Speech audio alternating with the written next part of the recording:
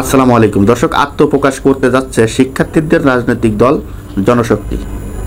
দর্শক, আমরা এতদিন শুনে আসছিলাম যে শিক্ষার্থীরা যারা বৈষম্য বিরোধী আন্দোলনে নেতৃত্ব দিয়েছেন তারা বলেছিল যে আমরা এই মুহূর্তে কোনো রাজনৈতিক দল গঠন করতে চাই না।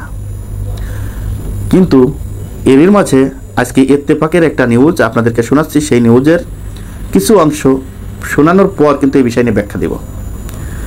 আপনারা জানেন যে একসময় 2018 সালে এই ছাত্ররা কিন্তু কোটা সংস্কার আন্দোলন করেছিল।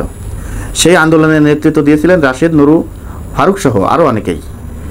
এই নেতৃত্ব দেওয়ার পর তারা কিন্তু নতুন রাজনৈতিক দল গঠন করেছে, গণ অধিকার পরিষদ। তাদের কি সেই সময় যে জনপ্রিয়তা ছিল এখন কি তাদের সেই জনপ্রিয়তা আছে? নাই। জনপ্রিয়তা অর্জন করা এত সহজ না। ক্ষমতার লোভ যাদের ভিতরে ঢুকবে তারা কখনোই জনপ্রিয়তা অর্জন করতে পারবে না। আর যারা চিন্তাভাবনা করবে যে আসলে জনগণের জন্য কাজ করতে চাই, তাদের কিন্তু কোনো দল লাগে না, তাদের কোনো সংগঠন লাগে না, তাদের কোনো রাজনৈতিক দলের প্রয়োজন হয় না। ছাত্ররা যখন আন্দোলন শুরু করলো তখন তাদের কোনো রাজনৈতিক দল ছিল না, তাদের কোনো সংগঠন ছিল না। ছাত্রদের মাঝ থেকে কিছু লোক নেতৃত্ব দিয়েছে। কিসের নেতৃত্ব দিয়েছে? জুলাই আগস্টের আন্দোলন শুরু হয়েছিল সরকারি চাকরিতে কোঠা বাতিলের দাবিতে। তবে ধীরে ধীরে সেই আন্দোলন রূপ নেয় সরকার পতনের কঠোর কর্মসূচিতে। অবশেষে সফলতা আসে। এরপর আলোচনায় আসে রাষ্ট্র সংস্কার প্রসঙ্গ। অন্তর্বর্তীকালীন সরকার ধীরে ধীরে নির্বাচনের দিকে অগ্রসর হবে এবং জনগণের প্রতিনিধি নির্বাচিত হওয়ার পর তাদের হাতে দেশ পরিচালনার দায়িত্ব তুলে দেওয়া হবে।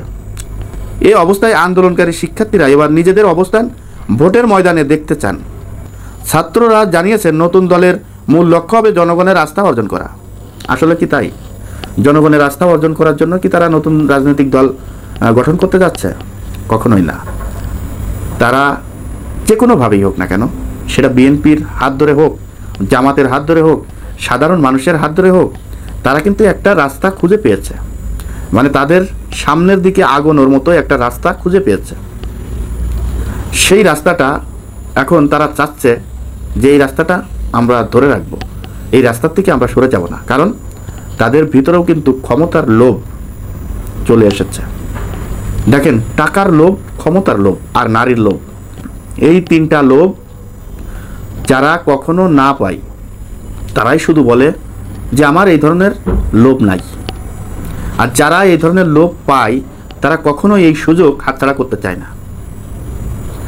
দেখেন, বৈষম্য বিরোধী ছাত্র আন্দোলনের নেতৃবৃন্দরা কিছুদিন আগেও বলেছিল যে আমরা কোনো রাজনৈতিক দল গঠন করতে চাই না। এখন তারা চিন্তা করতেছে যে আমরা যদি কোনো রাজনৈতিক দল গঠন না করি, নির্বাচন তো দিতেই হবে। অন্তর্বর্তীকালীন সরকার নির্বাচনের দিকে এখন না আগলেও 2-4 মাস 6 মাস পরে তাদের নির্বাচনের রোডম্যাপ অবশ্যই তৈরি করতে হবে। নির্বাচন না দিলে জনগণ আবার এই সরকারের বিরুদ্ধে চলে যাবে।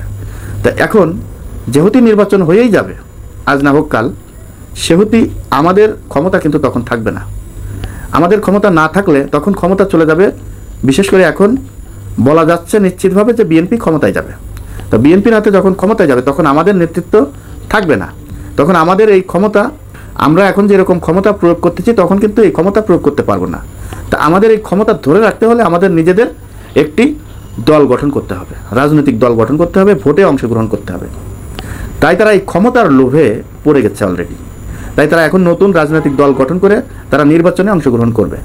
কিন্তু দেখেন ভাই, 2018 সালে এই ছাত্ররা কিন্তু এই কোটা সংস্কার আন্দোলন করেছিল। তাদের নেতৃত্ব দিয়েছিল যে ভিপি নূর, রাশেদ, ফারুক আরও অনেকেই। তারাও কিন্তু রাজনৈতিক দল গঠন করেছে। তাদের কিন্তু তখন যেই জনপ্রিয়তা ছিল এখন কিন্তু সেই জনপ্রিয়তা নেই। কারণ সবাই জানে যে রাজনৈতিক দল গঠন করা মানে লোভে পড়ে যাওয়া। জনগণের জন্য আসলে কাজ করবে এই চিন্তাভাবনা খুব কম লোকের আছে। তাই নিজেদের স্বার্থ হাসিল করা এবং ক্ষমতার লোভ, এটা এই সুযোগটা যেহেতু এই ছাত্ররা পেয়েছে, এটা তারা হাতছাড়া করতে চাচ্ছে না। এজন্যই মূলত নির্বাচনের সময় ক্ষেপণ করার একমাত্র কারণ এই নতুন রাজনৈতিক দল। ছাত্ররা মিলে এখন রাজনৈতিক দল আত্মপ্রকাশ করবে। তাদের রাজনৈতিক দল গঠন করতে করতে সময় ক্ষেপণ হবে, তারপরে নির্বাচনের ব্যবস্থা হবে। এতে করে বোঝা যাচ্ছে যে নির্বাচন হতে হতে এখনও প্রায় 2 বছর 3 বছর লেগে যেতে পারে।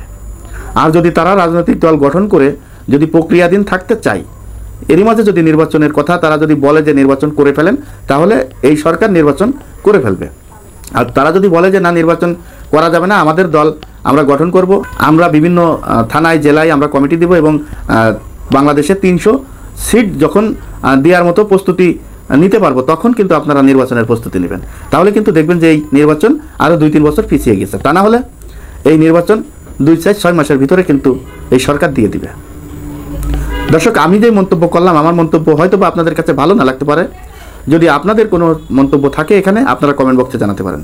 দর্শক, আজ এই পর্যন্তই। পরবর্তী ভিডিও দেখার অনুরোধ জানিয়ে এখানে বিদায় নিচ্ছি। আমি মোহাম্মদ মিতুল হোসেন। আসসালামু আলাইকুম ওয়া রাহমাতুল্লাহি ওয়া বারাকাতুহু।